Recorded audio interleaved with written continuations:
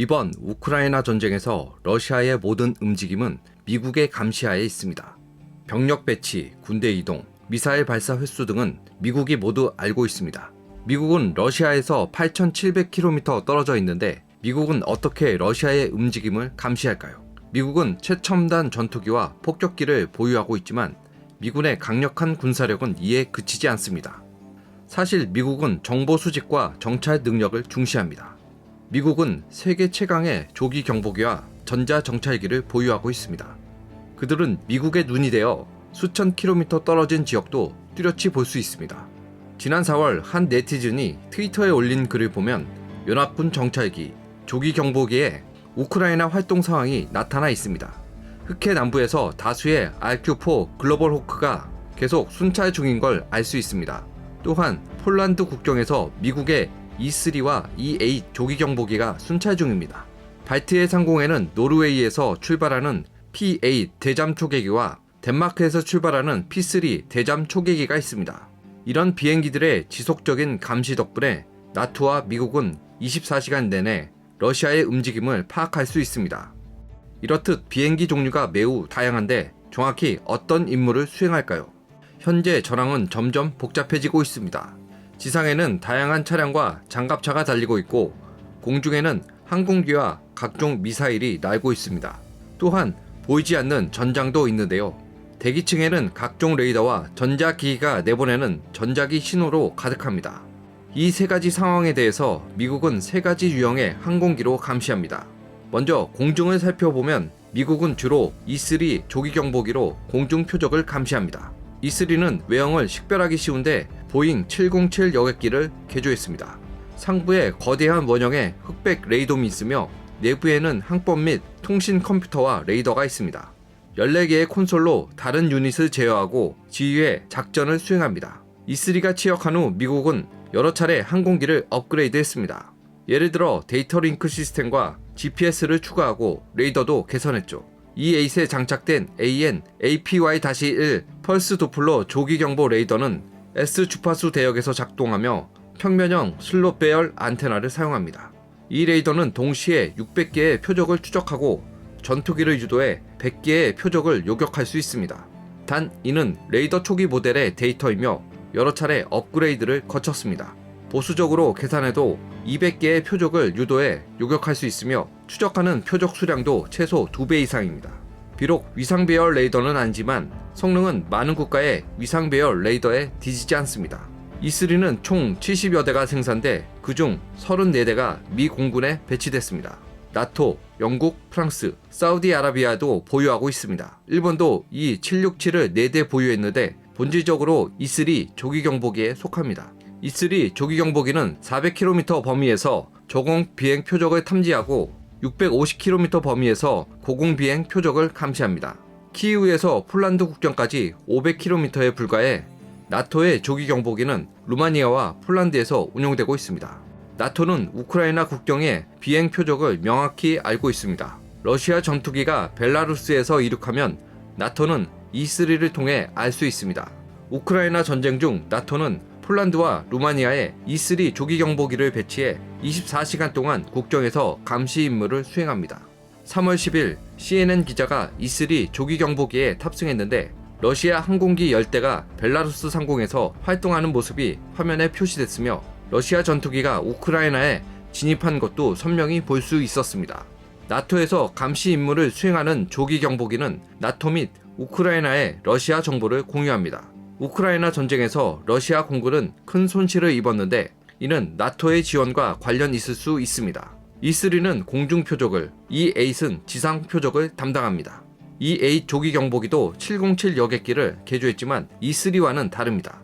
레이더가 상부가 아니라 기체 하단에 장착돼 있습니다. 이유는 매우 명확한데 지상 표적을 감시하는 데 사용됩니다. E8은 장거리 비행이 가능하고 항속 시간이 깁니다. 동력 방식은 JT3D 터보팬 엔진 4대로 구동되며 최대 비행 속도는 1010km/h입니다. 항속 시간은 11시간이며 1991년에 취역했습니다. E8은 알아보기 쉽습니다. 기체 하단에 12m 길이의 카누형 레이돔이 있으며 내부에 7.3m의 APY-7 수동형 전자주사식 위상 배열 레이더가 있습니다. 이 레이더는 더플러 효과로 이동 표적을 추적합니다. 레이더 안테나는 양쪽으로 돌릴 수 있으며 120도 시야각으로 5만 제곱킬로미터 범위를 커버하며 250km 떨어진 곳에서 동시에 600개의 표적을 추적할 수 있습니다. 볼 수 있을 뿐만 아니라 이 에잇은 신호 처리를 통해 차량의 모델을 구별할 수도 있습니다. 지상 추적 이외에도 이 에잇은 저공비행 헬기나 고정익 항공기도 감지할 수 있습니다.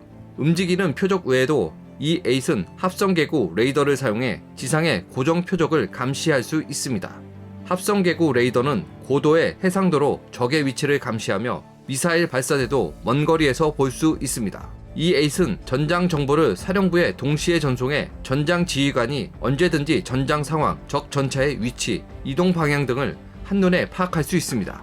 이 에잇이 제공한 데이터를 기반으로 미 공군과 육군의 전투 부서는 서로 협력해 적을 공격합니다.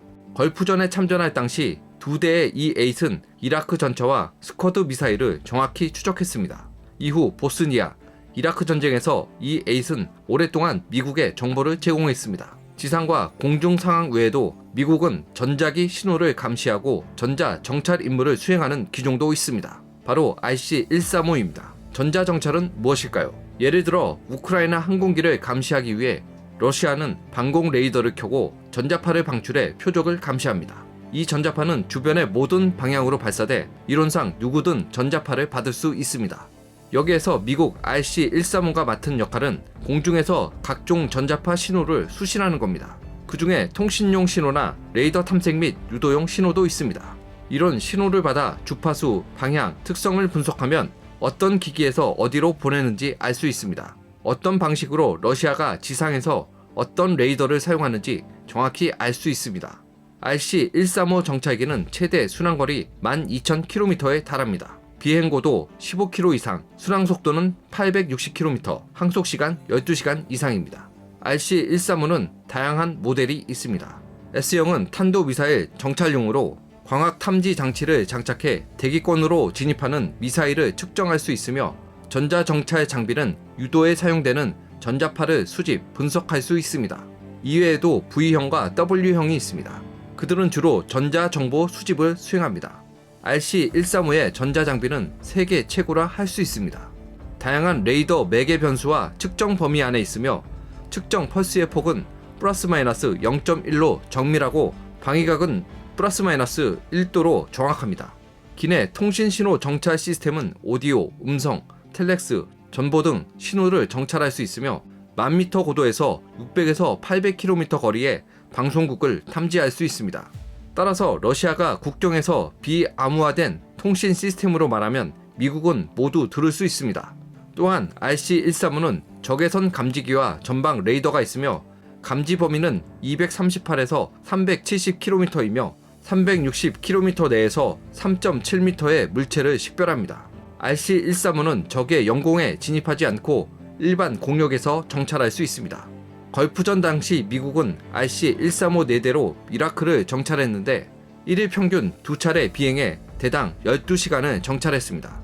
코소보 전쟁에서도 RC-135가 등장했습니다. RC-135는 대만 해역과 남중국해도 자주 순찰합니다.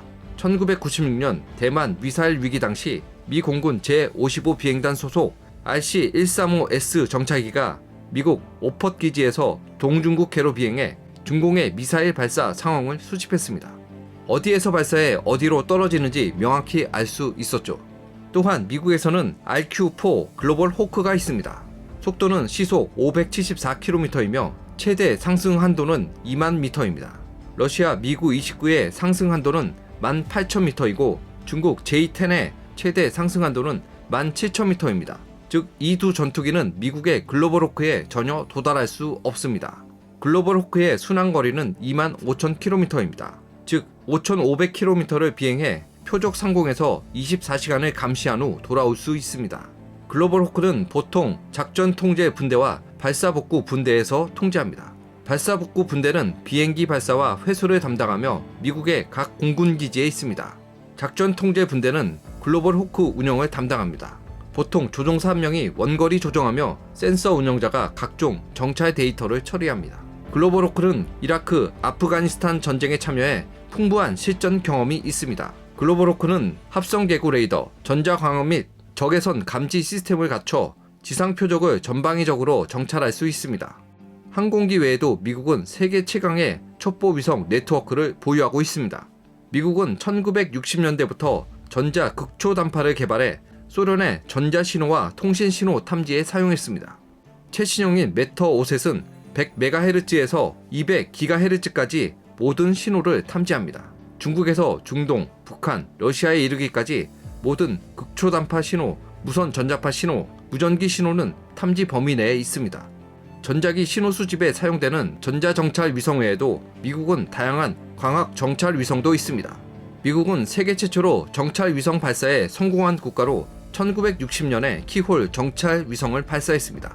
지금까지 미국은 6세대 총 12종의 키홀 정찰 위성을 발사했으며 해상도는 0.1m로 향상됐습니다. 키홀 12 위성은 허블 망원경과 비슷한 대구경 카메라를 사용했으며 무게는 14톤에 8년 동안 사용됐습니다. 이라크 전쟁 당시 미국은 키홀 위성 세대와 라크로스 위성 세대를 이용해 이라크 경내를 정찰하고 감시했습니다. 라크로스 위성은 합성개구 레이더를 사용하며 해상도를 0.3m로 높였습니다.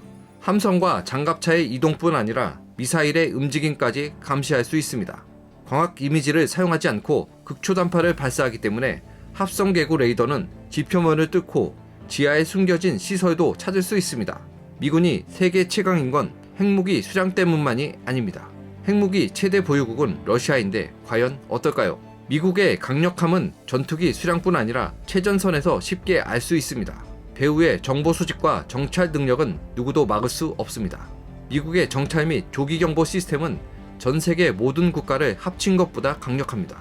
공중에서는 E3 조기경보기가 감시하고 지상에서는 E8 조기경보기가 감시합니다. 모든 레이더와 전자신호는 R3-135 전자정찰기가 수집해 분석하고 글로버로코 무인기가 장거리를 감시합니다. 우주에서는 전자정찰 위성이 모든 통신과 전자기 신호를 수집합니다. 여러분이 건 전화, 정보를 명확히 알 수 있죠. 조지아 전쟁 당시 러시아 중장이 기자의 위성 전화를 사용하다 자신의 위치가 노출돼 중상을 입었는데 이는 미국의 지원이 있었을 겁니다. 또한 광학 정찰 위성과 합성개구 정찰 위성이 있어 지상의 모든 것을 선명하게 볼 수 있고 지하의 사물도 볼 수 있습니다. 러시아는 이 전쟁을 어떻게 치를까요? 미국은 몇 안 되는 군사로 수만 킬로미터 떨어진 곳에서 러시아의 공중 동향, 지상 동향을 모두 알 수 있습니다. 이런 정찰 및 정보 분석 능력은 중국과 러시아가 두려워하는 주요 원인입니다. 미국의 지원으로 우크라이나는 전장에서 적의 동향을 쉽게 알 수 있으며 러시아가 고전하는 것도 놀랄 일이 아닙니다. 오늘은 여기까지입니다. 다음에 뵙겠습니다.